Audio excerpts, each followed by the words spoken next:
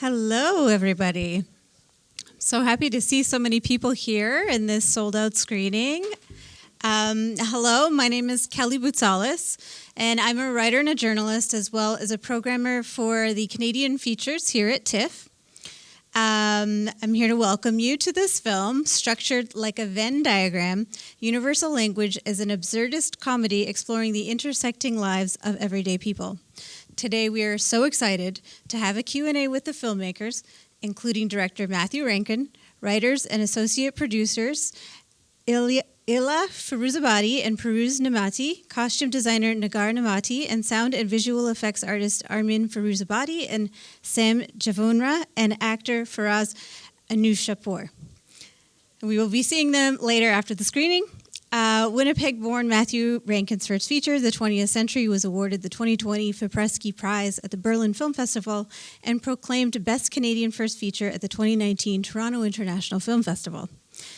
Just before I let you go and bring out a couple of our special guests, we would like to extend a sincere thank you to our major sponsors, RBC and Visa, and to our major supporters, the Government of Canada, the Government of Ontario, and the City of Toronto for their continued support. I would also like to thank our members, donors, and supporters for championing TIFF's mission to transform the way we see the world through the film. TIFF could not achieve all that it does without your ongoing support. Finally, we'd like to thank Maison 4x3 for providing us with this film.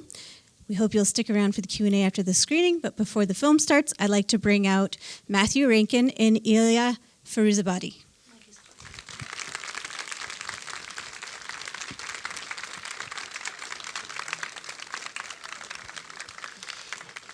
Salam Dustan, Khosh Amadid. Welcome to this Toronto screening of Avaze Bourg la Moon. We're all really happy to be here. This movie was made by a great big family of people I love very much, and a lot of them are here, which is very exciting. So at the end of the screening, you'll have a chance to meet them and chat with them.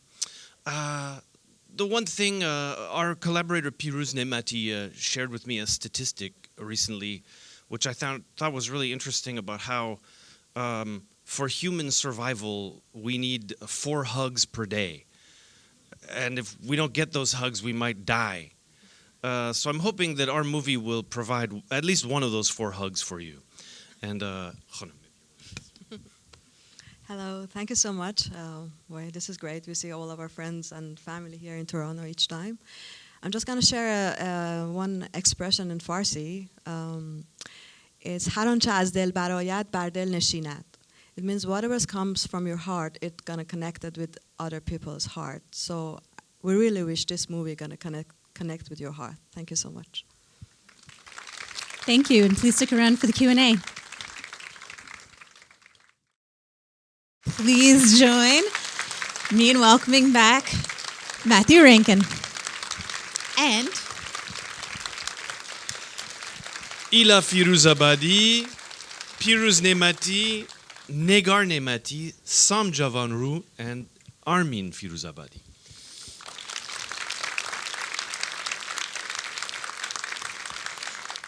So I have a few questions, and then I would love to throw it out to this audience after that, and you'll wait for a mic. So there are many stories going on, many things. Can you tell me about the inspiration for how this all came to be? I guess it was cinema, first and foremost. It was the idea of creating a kind of proximate space between 3 cinematic spheres. And each plot in the movie kind of represents one of those spheres. You know, the story of the 2 sisters kind of represents the Qanun-style Iranian poetic realism of Kiarostami, Mahmalbaf, Jafar Panahi. And the story of Massoud, the tour guide, that sort of Winnipeg surrealism. And the story I incarnate is my tribute to Quebecois melancholy. And the idea is to put all of these together. And it's not about each one. It's not about one or the other. It's about the space where they overlap. So you can think of it as like a Venn diagram or a Hawaiian pizza. And the idea is that it's about that space. It's about this sort of liminal space between spaces. And we were sort of inspired by a certain amount of idealism to create a space, a space of proximity between spaces, between which we might imagine great distance. And I know that the film recently premiered in Winnipeg and Quebec. How did those screenings go, and how different were they received? And Tehran as well. Yes, please. Yeah, Tehran actually was an underground cinema flash film. It was a very small theater, but yeah, it went great. And then we three were on Q&A, and people really loved it. And they said at the end, "This movie made for us. This is an Iranian film. Matthew, you were one of us." And last week we just showed in Winnipeg, and same thing happened. So, this film is for us. So I think exactly this is the movie. It's non-Iranian, not non-Canadian. It's a little bit beyond all the borders and languages, and it's going with a very gentleness, fluidity, and between all the rigidity. So yeah, that was our experience. Our experience in Quebec was very beautiful too. Because they love melancholy, as Matthew said. So that was another dimension. And last night in Ottawa was so beautiful too. So, and here tonight. Thank you so much.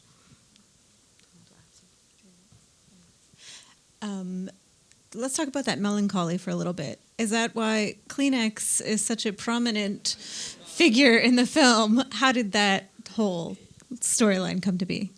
Well, you should answer that.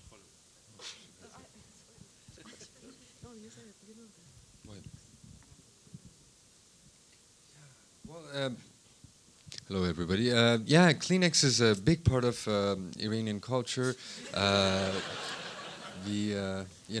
Oftentimes at funerals, there's somebody who's tasked with, offering people Kleenex. So, so it had to become part of the film. And we actually had a friend who inspired the role of the lacrimologist who was doing this at our parties. So we kind of thought we should do a tribute to that. Yeah.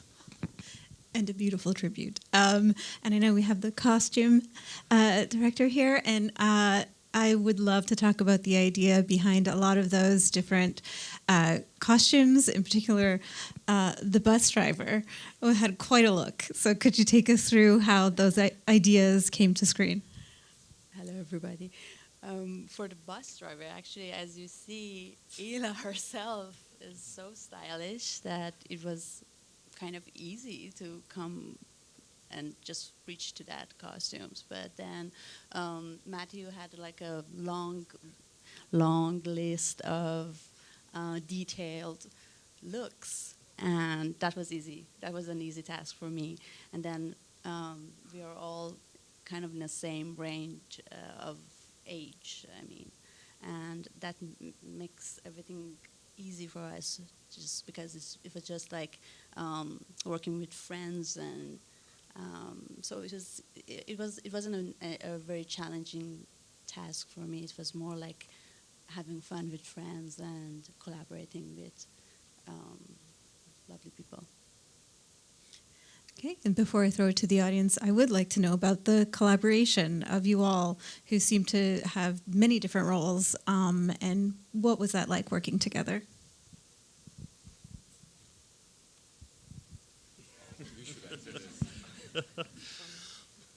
Well, it was really great. I'm what I love about filmmaking is the collaborative nature of it. It is a collaboration, always. No matter what some film bro in a Napoleon hat tells you, it's always a great big group of people that make a movie. And I feel like a movie really, comes alive when you build kind of a brain, and you really calibrate that brain, and all the synapses in that brain fill with electricity, and everybody's inspired to express themselves personally through the movie that we're making together. That's when it really works, and that's when it's really fun, I think. And so that's what we tried to do with this movie. We wanted to make this great big Quebeco-Irano-Winnipegois brain that could think. And the brain is more intelligent than each one of us individually. And it's the brain that makes the film, and we were there to serve the brain. Beautiful. I'd love to throw it to any questions in the audience. Do we have any? There's one over there, gentlemen. Oh, the woman in the red shirt. Hi. I loved it. Thank you so much. I was really struck by the graphic design element, the signs and everything. Can you speak a little bit about that?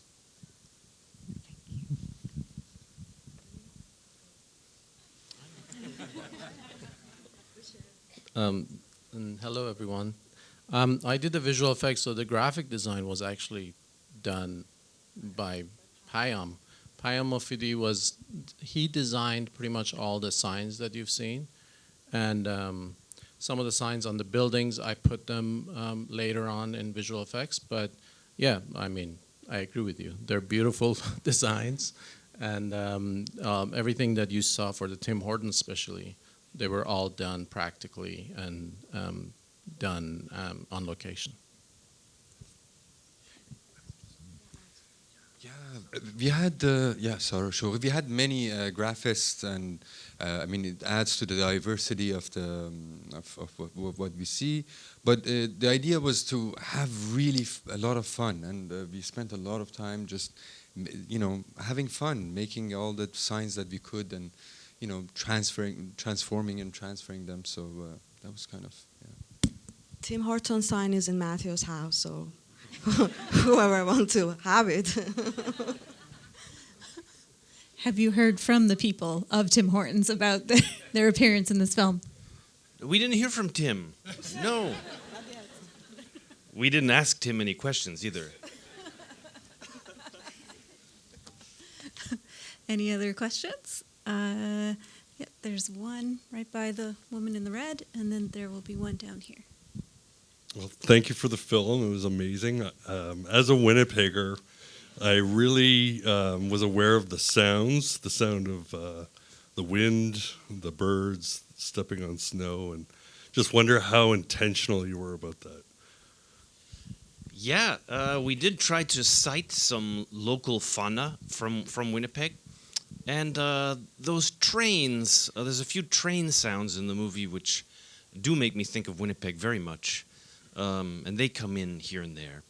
The sound was a big part of the process. We worked with a really amazing sound artist in Montreal named Sasha Ratcliffe, and I've worked with her a lot over the years. And we really wanted to kind of create a soundscape that would energize the theme in a little bit of a way. The first image of the movie, I feel, is a statement of theme, in large part because of its sound. We start with this concrete brutalist wall, and a character walks in, and as he walks in, the sound moves through that wall. And then another character arrives, and we move outside, and we're hearing outside and inside at the same time. And the movie is a little bit about being in a few different places at once. And it's also, more than anything, about sort of moving through walls. So the sound was, we really tried to use it in a thematic way as well as in a naturalistic way. All right, we had a question down here. It's right there. Third row, in the middle. It's a big theater. Hi, my name's Daniel. I'm a student. Your work feels like it emerges from a space beyond conventional storytelling, almost like it's pulling from an akashic or nonlinear memory of cinema itself.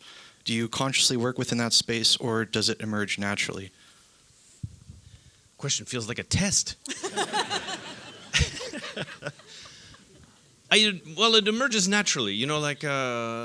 We made this movie like in a very sincere way, and a lot of our writing process and creating process was really just sort of coming up with ideas that we mutually found to be amusing, and when we finished it, we thought, if this only plays at the Oakville Creativity Festival, great, that's fine, because we really loved it, and it was it is what it's supposed to be, and and we really felt it.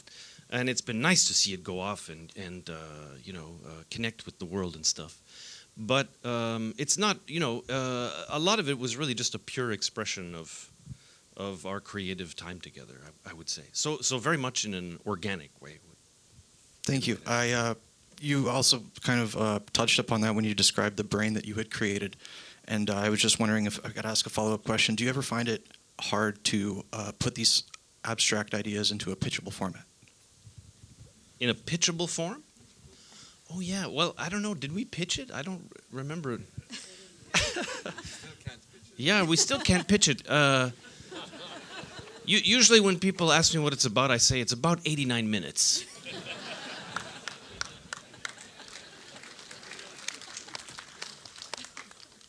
Perfect answer. Okay, we have lots of questions. There's someone in white there on this side. Thank you. Congratulations, that was incredible. You touched on it right now a bit. These long master shots, I love them, and they were so visceral in this brutalist format that you just mentioned. What was the thought process behind that? And yeah. Well, I love brutalism, and Winnipeg has been filmed in a few different ways, mainly as Christmas movies. The Hallmark movement is very, very powerful in Winnipeg. I think Winnipeg produces something like 30,000 Christmas movies per year or something like that. It could be more. So I had this concern to film it in a different way, and there's something about brutalist angles that really kind of create. They sort of dictate the way of covering action, which is kind of absurd and kind of in a Jacques Tati kind of tradition. And there's something about those spaces that are both kind of monumental and also very banal, and that I find to be funny. But also the beige structures are very much there's a bit of an echo with Tehran.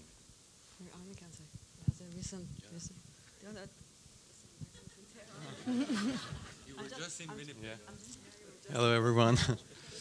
Yeah, that's totally right. Of course, Iranian knows about this. The bricks, the beige bricks in Iran, and the architecture resembles a lot like Winnipeg. And recently, I was in Winnipeg, and I could feel a lot of similarity, and you could see it in the architecture as well as the humor of the people.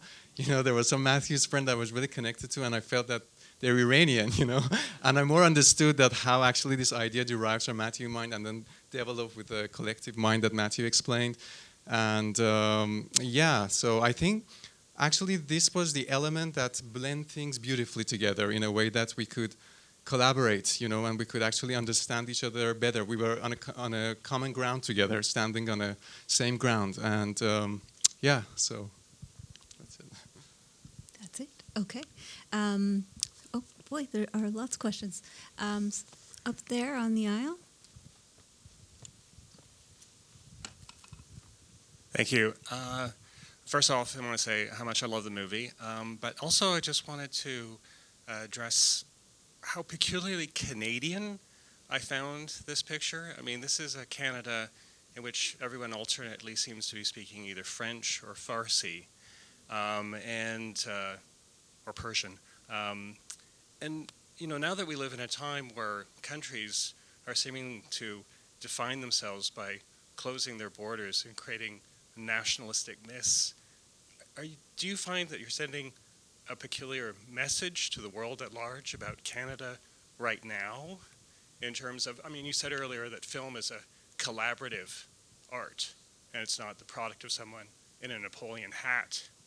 How do you think this film will be received outside of Canada as a picture of our country? Yeah, we didn't really set out to make a political movie, but in a strange way, the movie is a little bit political by virtue of its gentleness. Because we are living in a time, of course, of very, very great binary, very, very great rigidity. There's many, many Berlin walls that are shooting up all around us every day in politics and on social media and in our economies. And that's something that has really happened since the pandemic, right? I mean, you know, we've always had this problem, but since the pandemic, solitude has become pathological, you know? It really has. It's metastasized. And, you know, this movie, I don't feel, though, that our lives are like that. Like, I think that our lives are infinitely more fluid than that and collaborative, and we are composites, you know? We're part of a strange ecosystem that is, you know, very complex and very beautiful and a little bit absurd. And, you know, I always say that, you know, this is a cinematic project, and Iranian cinema emerges out of 1,000 years of poetry, and Winnipeg cinema emerges out of 50 years of discount furniture commercials.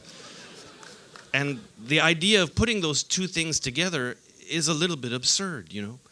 But that's also our life, you know. That's also the world we live in. It's a complicated world that sort of resists absolute compartmentalization. And so that's sort of how we think about this movie, that in spite of ourselves, it is sort of a radical act of gentleness.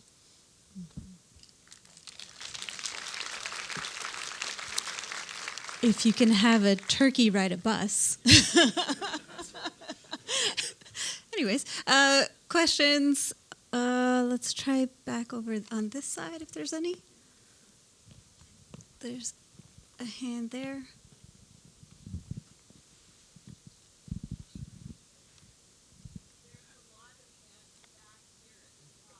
Okay, noted. Okay. Salam. I just wanted to talk about the collaboration process, how you guys met, and how the writing process went, like you mentioned, was organic. And you guys both write in like Farsi and French, I guess, as the script went along. And were you thinking about bringing any Noon Khami and Tim Hortons by any chance?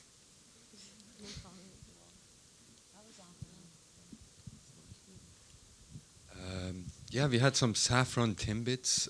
That was our addition to the Tim Horton, and some bars and tea in glass cups. Yeah, our collaboration, it was, as Matthew said, it was really in an organic way. I mean, we are friends for a long time. We met, you know, over a decade ago. We've been talking about this for 12 years. And, you know, so it's come along a long way. And everyone who was involved had a different piece of it, you know. And I think that was the beauty of the whole experience of everyone feeling like they were really part of it and contributing something to it. Our favorite story is of Bahram Nabatian, our friend who plays the turkey monger, who, as you may remember, sings at the end of the film. This was not scripted, you know. He just showed up that day and he said, "Hey guys, I have this idea, but maybe I would sing for the turkeys," you know. And we're like, "Oh yeah, great, Bahram, you know, do it." So we just, you know, we filmed that not knowing that we're going to use it or not. And, you know, you might agree that for us it's such an important, became such an important part of the film and kind of brought everything together. Okay, we only have time for one more question, so we're going to go all the way back, just as requested. All the way back? All the way back. The last row.